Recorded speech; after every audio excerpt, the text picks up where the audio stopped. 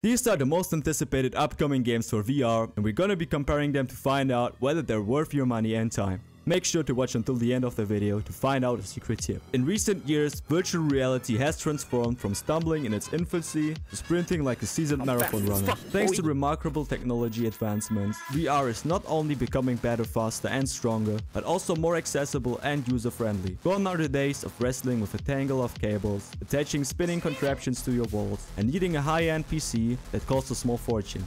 Although, let's be honest guys, we certainly wouldn't say no to more money, right? Hello! I like money!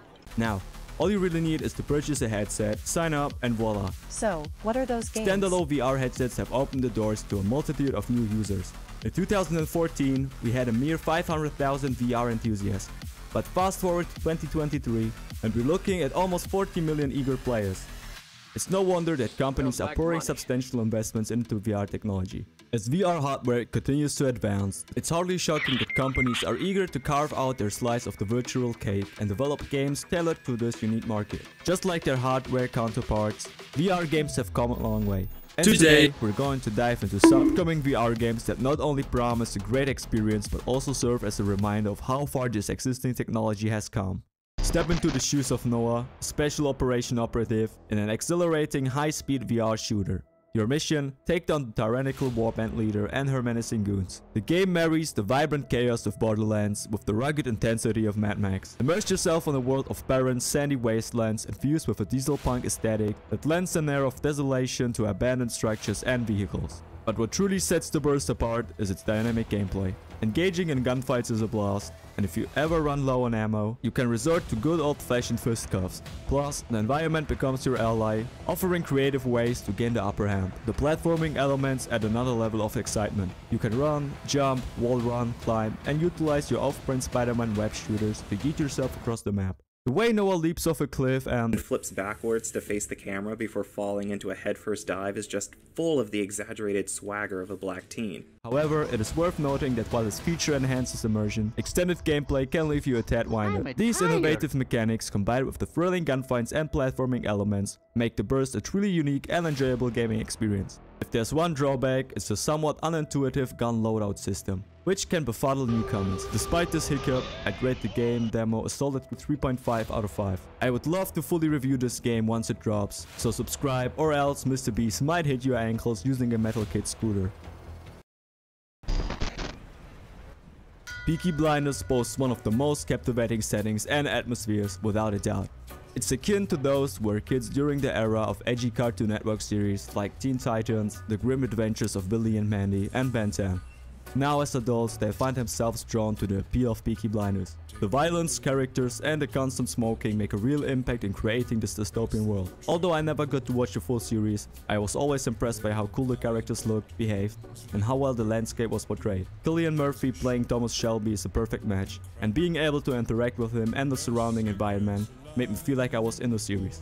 Unlike most gunfights in games that make you feel invincible, like Rambo on steroids mixed with crack and off-brand bath salts, in this game it feels like your actions have consequences and you're taking an actual human life, leaving a lasting impact on his friends and family. The demo is pretty straightforward, and compared to other VR games I've played, you could easily speedrun the demo in less than 10 minutes. But the world is so detailed and there's so many secrets you can find, making it easy to spend hours just getting lost in the world of Peaky Blinders. You can even interact with most of the world, making it feel like an actual environment and engaging players in an active exploration. The best moment of the demo, however, is the decision you are forced into making. Shelby gives you a gun, and you must shoot a hostage they've taken. As you enter the room and hear the man begging for his life, you must decide whether to disobey Shelby and spare the man, or to follow through and become a member. As you pull out your gun and point it at the defenseless person, you can feel how pulling the trigger will have actual consequences. The trigger feels heavy and the following bang is louder than usual. Looking at the aftermath, you take a good look at yourself and wonder if this was the right decision to make. Unfortunately, the game comes to an end after you leave the pub. While the game really creates a realistic atmosphere with fun gameplay, there are still some things that bothered me. Thomas Shelby, the main character of the series, looks like an AI upscaled PS1 game model. This is truly a shame since the textures of the game look great, and a scary and calculated, often cold man like Thomas Shelby should have an accordingly fitting character model. This way, most players won't be able to take him seriously. I mean, come on, look at his face. Just look at it. Fuck off. Look how they massacred my boy. Besides that, Some inputs like the gun, smokes, and lighter system didn't work, resulting in being unable to equip them. Simple things like holding or loading the gun felt like a hassle. I assume these issues will be fixed in the full game and are just in the demo version. Overall, I would give this game a 4.7 out of 5.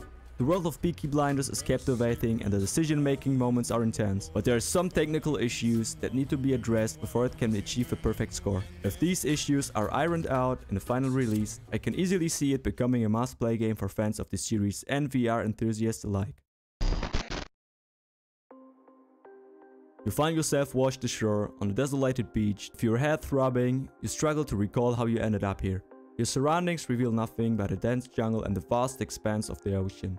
As a fan of Minecraft and a lover of games like Subnautica, the prospect of a VR survival game is tantalizing. Regrettably, the demo leaves much to be desired. While the graphics are breathtaking, the gameplay features are lacking. Upon spawning in, you'll find yourself directionless, with no inventory to organize your items, making basic tasks like crafting and exploration cumbersome. Maybe I was too stupid to play, but games, especially demo versions, should be dumbed down to a level. Even a toddler with brain damage should be able to complete the level. Even when setting aside my personal difficulties in comprehending the game, evaluating it solely on its features and gameplay, I'd rate it a mere 1.9 out of 5.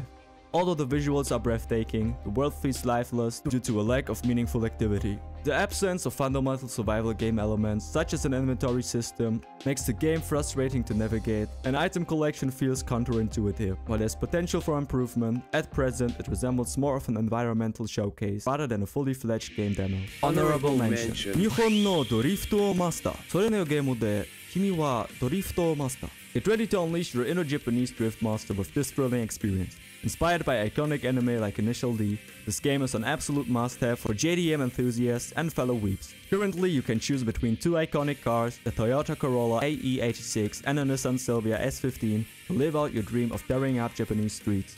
While the game shows promising graphics, the car handling leaves a bit to be desired. I played the game with an Xbox 360 controller. Yeah, I know, shut the fuck up. You're broke!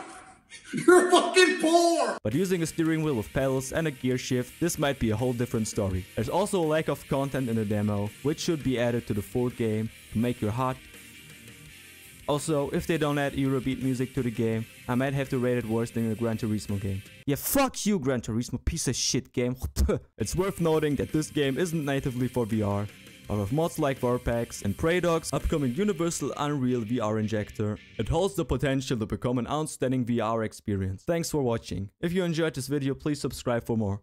Like the video and leave your comments down below. Until then, sayonara!